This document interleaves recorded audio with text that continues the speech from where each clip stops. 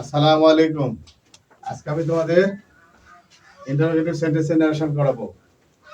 Interrogative সেন্টেন্সের নারেশনে direct speech থেকে indirect স্পিচে পরিণত করতে গেলে কি করতে হবে? ইনভার্টেড কমার ভিতরে কি বললে?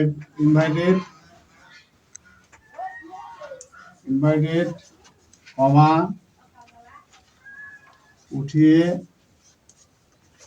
ইফ বা ওয়েদার বসে। তারপরে কি লিখবা? REPORT ING রিপোর্টিং ভার্ব এর সেট টু এর পরিবর্তে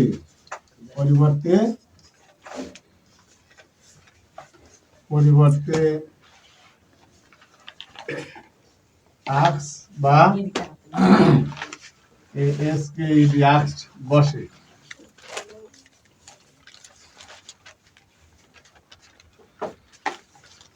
তাহলে আমি তোমাদেরকে উদাহরণ দিয়ে দিচ্ছি।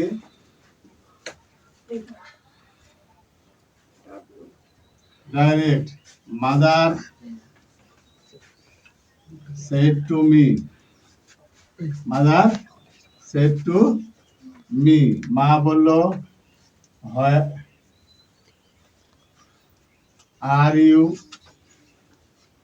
ইল, তুমি কি অসুস্থ? তাহলে কি করব আমরা উত্তরে?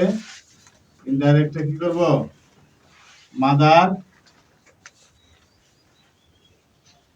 মাদার সেটের পরিবর্তে কি বলছি? আস্কড। এখানে পাস্ট টেন্স আছে তাই আস্কড, আর প্রেজেন্ট টেন্স হলো আস্কড। আস্কড মি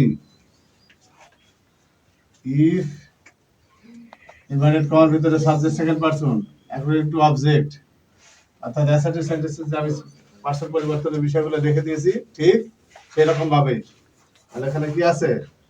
এখানে ইউ আছে according to object, main subject কি? আই। আর এখানে আর আছে, কি আছে এখানে? আর থাকলে কি হবে? ওয়াজ হবে। তাহলে আই ওয়াজ ইন, এটা চলে গেল। এবারে দেখো, যদি ইনভার্টেড কমার ভিতরে ডাব্লিউএস কোশ্চেন দ্বারা শুরু হয়, কি দ্বারা শুরু হয়? ইনভার্টেড কমার ভিতরে অংশ যদি কি হয়? ডাব্লিউএস কোশ্চেন দ্বারা শুরু হয়, তাহলে ইফ বা ওয়েদার বসে না। তাহলে দেখো ইনভার্টেড কমা এর ভিতরে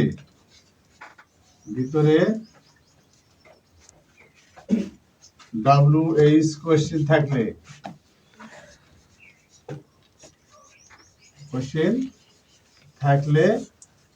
ইফ বা ওয়েদার বসে না। কি হয় না? ইফ বা ওয়েদার বসে না। ইফ বা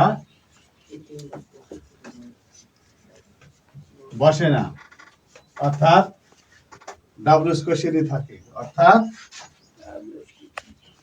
অর্থাৎ ডাব্লিউএস কোশ্চেনই থাকে।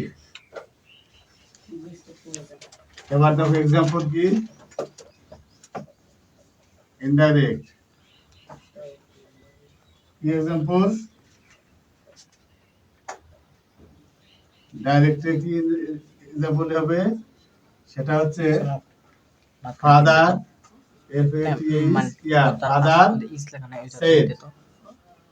said to me, কি বললো? বাবা বললো where are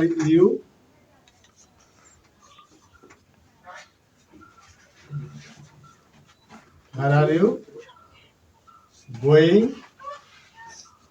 now, বলছে তুমি এখন কোথায় যাচ্ছ? কে বললো? বাবা বললো। আর সেটের পরিবর্তে আস্কড হবে, তাই না? ইনডাইরেক্টে ফাদার আস্কড মি, ঠিক আছে?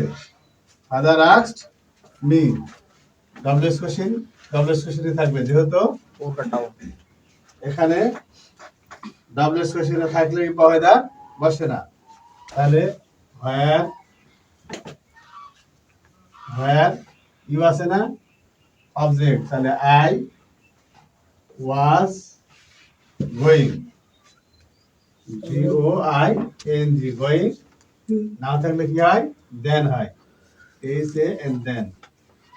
ঠিক আছে, এই হচ্ছে তোমাদের কোন সেন্টেন্স, ইন্টারোগেটিভ সেন্টেন্সের নিয়ম। তোমরা আবার বিষয়টা সুন্দর করে লক্ষ্য করবা। নারেশনে ইন্টারোগেটিভ সেন্টেন্সের নারেশন করতে গেলে ইনভাইটেড কমা সাথে ইম্পা হয়ে দা বসে। তারপর কি হয়, রিপোর্টিং ভার্বের সাবজেক্ট এর পরিবর্তে আস্ক বা আস্কড বসে। যদি রিপোর্টিং ভার্বের অংশটা পাস্ট টেন্সে হয় তাহলে হবে আস্কড, আর প্রেজেন্ট ফিউচার বা প্রেজেন্ট পারফেক্ট টেন্সে হলে সেখানে হবে ask.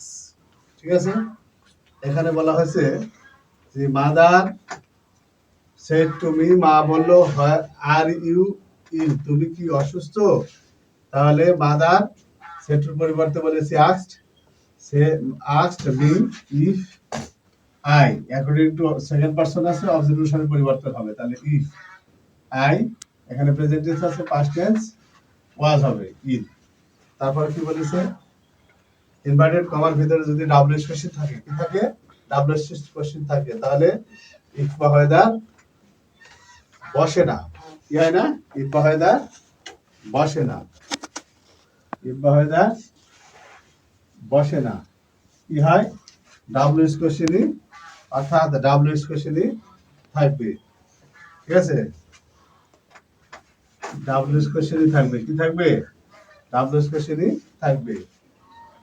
Father said to me, where are you going now, উত্তরটা কি, ফাদার আস্কড মি, হোয়ার আছে ডাবলএস কোশ্চেনের ভিতরে সেহেতু হোয়ারই হবে, আই ওয়াজ গোয়িং দেন। আর ডাবলএস কোশ্চেন সম্পর্কে এর আগে তোমাদেরকে আমি ধারণা দিয়েছি, ঠিক ওই গুলা যদি ওখানে থাকে তাহলে ইফ বা হয় দা বসবে না। ঠিক আছে, তাহলে অ্যাসার্টিভ আর ইন্টারোগেটিভ সেন্টেন্সের নারেশন যদি খুব ভালো করে গুরুত্ব দাও, বিশেষ করে প্যাসিভ নারেশন দেখা যায় যে অ্যাসার্টিভ আর ইন্টারোগেটিভ থেকেই বেশি কথোপকথন শুরু হয়, তারপরে ওই অংশগুলো পরে, কিন্তু আসলে অ্যাসার্টিভ আর ইন্টারোগেটিভ সেন্টেন্সের গুরুত্ব অনেক বেশি নারেশন করতে গেলে, বিশেষ করে প্যাসিভ নারেশনের সুবিধা হবে, যার জন্য তোমরা খুব সুন্দর করে করে দেবা। তাহলে অ্যাসার্টিভ আর ইন্টারোগেটিভ সেন্টেন্স আমি তোমাদের অ্যাসার্টিভের দুটো ক্লাস দিয়েছি, ওই দুটো ক্লাস সুন্দর করে দেখবা।